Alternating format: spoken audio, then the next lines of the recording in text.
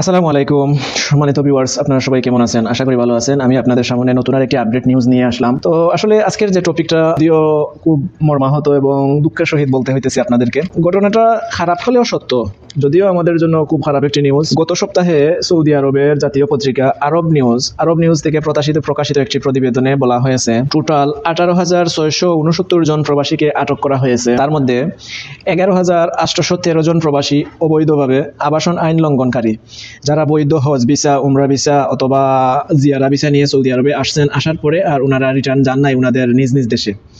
এই ধরনের প্রবাসীর সংখ্যা সৌদি আরবে বর্তমানে সবচেয়ে বেশি। তার মধ্যে 11,813 জন প্রবাসী গত সপ্তাহে আটক হয়েছেন। তাছাড়া সীমান্ত লঙ্ঘনকারী আইনে আটক হয়েছেন 4,366 জন প্রবাসী। সীমান্ত নিরাপত্তা লঙ্ঘনকারী অবস্থায় তারা অবৈধভাবে সৌদি আরবে প্রবেশ করার চেষ্টা করেছেন অথবা সৌদি আরব থেকে বাইর হয়ে অন্য কোনো কান্ট্রিতে যাওয়ার চেষ্টা করেছেন। বর্ডার ক্রস করে ওনারা যে আইন ভঙ্গ করেছেন সেই আইনের অধীনে ওনারা গ্রেপ্তার হয়েছেন 4,366 জন প্রবাসী। 3 নম্বরে আছেন শ্রম আইন লঙ্ঘনকারীর সংখ্যা হলো 2,490 জন। শ্রম আইন লঙ্ঘনকারী বলতে আমরা বুঝি ভিসার শর্ত লঙ্ঘন করে অবৈধভাবে কাজ করেছিলেন। দেখা গেছে আপনি আসছেন ইলেকট্রিশিয়ান বিষয়, কার্পেন্টার বিষয়, নির্মাণ শ্রমিক, কনস্ট্রাকশন বিষয়।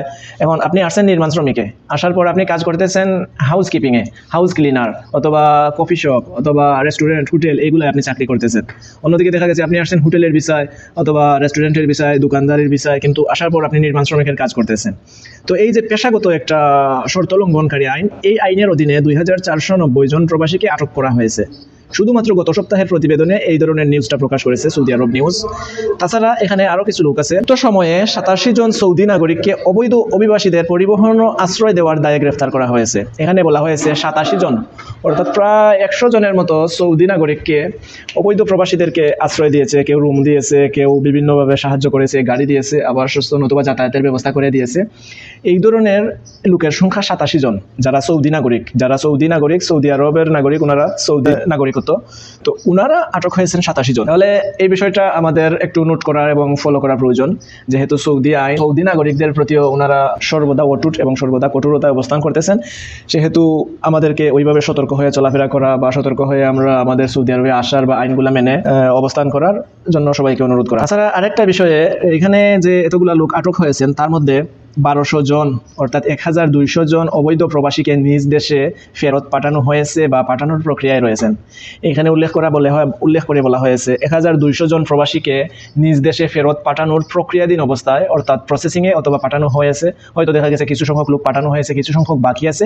এইরকম প্রক্রিয়াধীন অবস্থায় আছে 1200 লোক, 1,200 জন লোক। তো আমি আমার এই ভিডিওটি করার মূল উদ্দেশ্য হলো আমি সবাইকে এই নিউজটি দিতে চাই, এই আপডেটটি জানাইতে চাই। আমরা সবাই যাতে সৌদির যে আইনগুলো আছে, আপনার বিশেষ করে দেখা গেছে শ্রম আইন, সীমান্ত নিরাপত্তা আইন অথবা আবাসন আইন, এই আইনগুলো যাতে আমরা আইনগুলো সম্পর্কে আরও অবহিত হই এবং অবহিত হয়ে যাতে আমরা সিদ্ধান্ত নেই বা আমরা কোনো কোথাও যাওয়ার আগে, কোনো কাজে ঢোকার আগে অথবা বিভিন্ন বিষয়ে যে কোনো একটা কিছু করার আগে আমরা ভেবে চিন্তে সিদ্ধান্ত নেই। কারণ একটি প্রবাদ আছে, ভাবিয়া করিও কাজ, করিয়া ভাবিও না।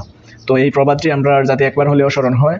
আর তাছাড়া এই বিষয়টা সৌদি আরবের আরব নিউজ পত্রিকায় এই প্রতিবেদনটি করা হয়েছে, যেখানে নির্ভুল এবং নিখুঁতভাবে এই তথ্যটা সৌদির গভর্নমেন্ট ওয়েবসাইট থেকে ওনারা সংগ্রহ করে প্রকাশ করেছেন। সেহেতু ওই জায়গায় মিথ্যা হওয়ার কোনো সম্ভাবনাই নাই। তাই যারা নতুন অবস্থায় বাংলাদেশ থেকে সৌদি আরবে আসতেছেন, আপনারা ভালো করে আপনাদের ভিসা কি, কফিলকে কে আনতেছে, কার মাধ্যমে আসতেছেন, সবগুলা যাচাই বাছাই করে আপনারা সিদ্ধান্ত নেবেন এবং আসবেন। কারণ আপনারা 4-5 লক্ষ টাকা ঋণ করে দেনা করে আসার পরে এই জায়গায় আসার পরে যাতে আপনাদেরকে নতুন কোনো হয়রানিতে পড়তে না হয়, নতুন কোনো সমস্যায় পড়তে না হয়। আজকের ভিডিওতে এই পর্যন্ত ছিল। পরবর্তীতে নতুন কোনো আপডেট নিয়ে আপনাদের সামনে দেখা হবে। ততক্ষণ পর্যন্ত ভালো থাকবেন, নিজের প্রতি খেয়াল রাখবেন, সুস্থ থাকবেন। Subscribe to my channel.